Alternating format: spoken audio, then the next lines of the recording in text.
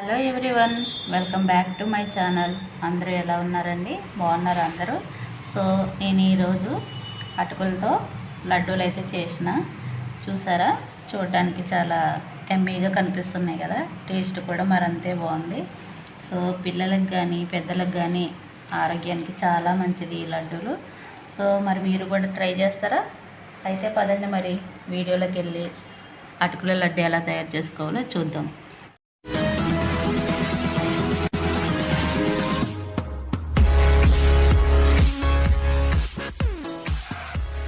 అటుకుల లడ్డు చేసుకోవడానికి అయితే నేను అటుకులు తీసుకున్నా.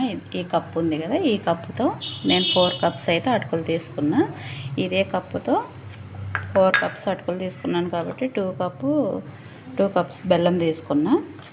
సేమ్ కప్పుతో 1 కప్పు ఎండు కొబ్బరి, అలాగే 1 కప్పు వేయించిన పల్లీలు, ఒక చిన్న బౌలు, ఒక చిన్న కప్పుడు నువ్వులు, ఒక 5 ఇలాచీలు తీసుకున్నా. సో దీంతో మనం సింపుల్గా అటుకుల లడ్డు అయితే ప్రిపేర్ చేసేసుకుందాం.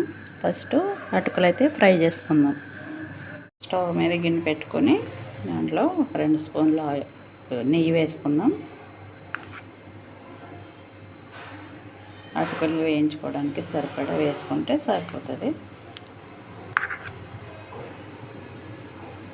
ఇప్పుడు నెయ్యిలో అటుకులు వేసేసి కొంచెం దోరగా ఫ్రై చేసుకుందాం.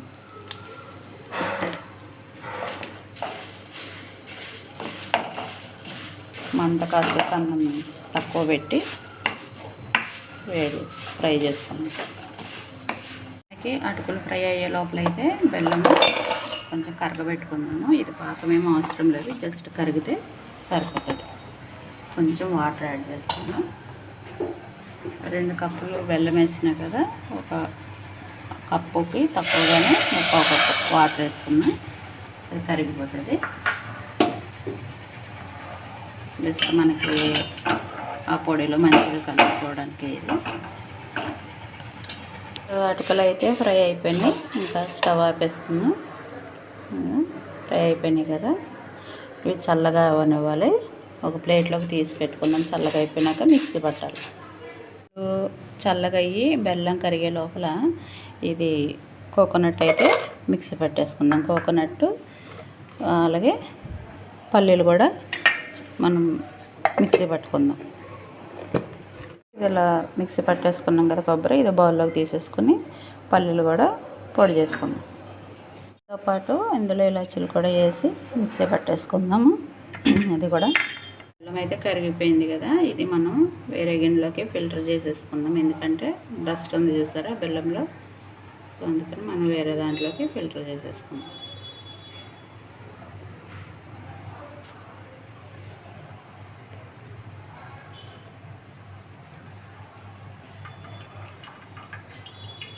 ఇప్పుడు ఫిల్టర్ చేసేసాం కదా, అటుకులు మిక్సీ పట్టుకుందాం.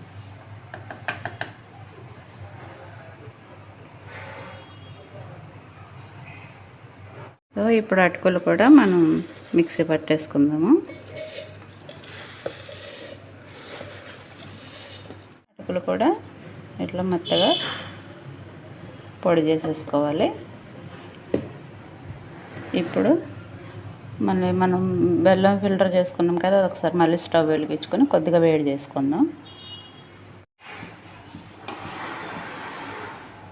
ఒకసారి అయితే ఇది మనం వేడి చేసుకుందాము.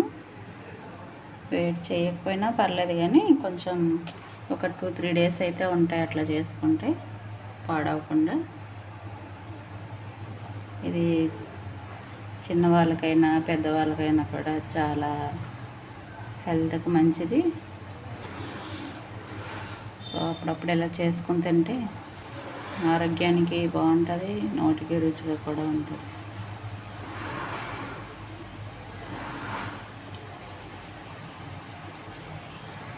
పొంగు వచ్చింది కదా, ఇప్పుడు ఇందులో మనం స్టవ్ సిమ్లో పెట్టేసి అటుకుల పొడి అయితే వేసేసుకుందాం.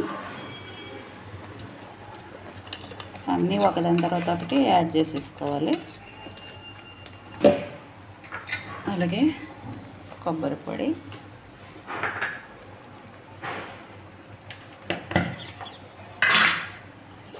పల్లి పౌడర్ కూడా యాడ్ చేసేసుకున్నాం.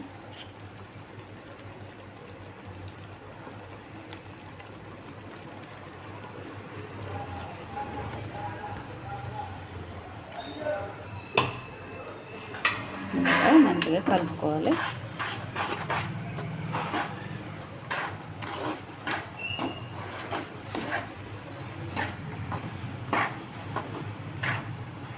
అలాగే ఇందులో మనం వేయించి పెట్టుకున్న నువ్వులు ఉన్నాయి కదా, అవి కూడా యాడ్ చేసేసుకున్నాము. నువ్వులు పొడి చేసుకోకూడదు, అట్లనే వేసుకోవాలి డైరెక్ట్.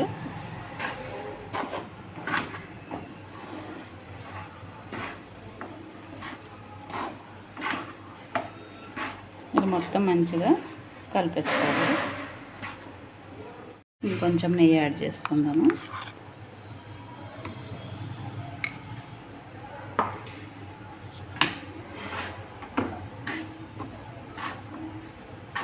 మొత్తం అంతా మంచిగా కలిపేసుకోవాలి ఇట్లా.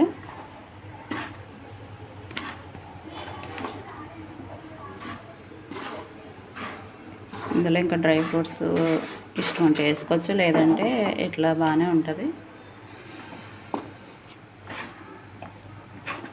ఇంకా స్టవ్ ఆపేసుకుందాము. ఇది ప్లేట్లోకి తీసుకుని లడ్డూలు చుట్టుకుందాం.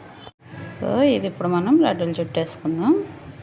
వేడిగా ఉంది, కొంచెం చూసుకొని అన్నీ కరెక్ట్గా తీసుకుంటే మనకి లడ్డు కరెక్ట్ వచ్చేస్తుంది. ఒకవేళ మనకు అవ్వట్లేదంటే కొంచెం పాలు కూడా యాడ్ చేసుకోవచ్చు. ఇదైతే కరెక్ట్గా సరిపోయింది కాబట్టి బాగానే వచ్చేస్తుంది లడ్డు. ఇట్లా అన్నీ లడ్డూలు చుట్టు పెట్టేసుకోవాలి. సో టేస్టీ నోటికి రుచికరంగా ఆరోగ్యానికి మేలుకరంగా ఉండే అటుకుల లడ్డూలు అయితే రెడీ అయిపోయినాయి కదండి. సో ఇవి టేస్ట్ అయితే చాలా బాగుంది, అన్నీ కరెక్ట్గా సరిపోయాయి. సో మరి మీకు కూడా ఇది నచ్చినట్లయితే తప్పకుండా ట్రై చేయండి. అలాగే ఈ వీడియో కనుక నచ్చినట్లయితే లైక్ చేయండి, షేర్ చేయండి. కొత్తవారు ఎవరైనా చూస్తుంటే మర్చిపోకుండా సబ్స్క్రైబ్ చేసుకోండి. థ్యాంక్ యూ అండి. Thank you for watching.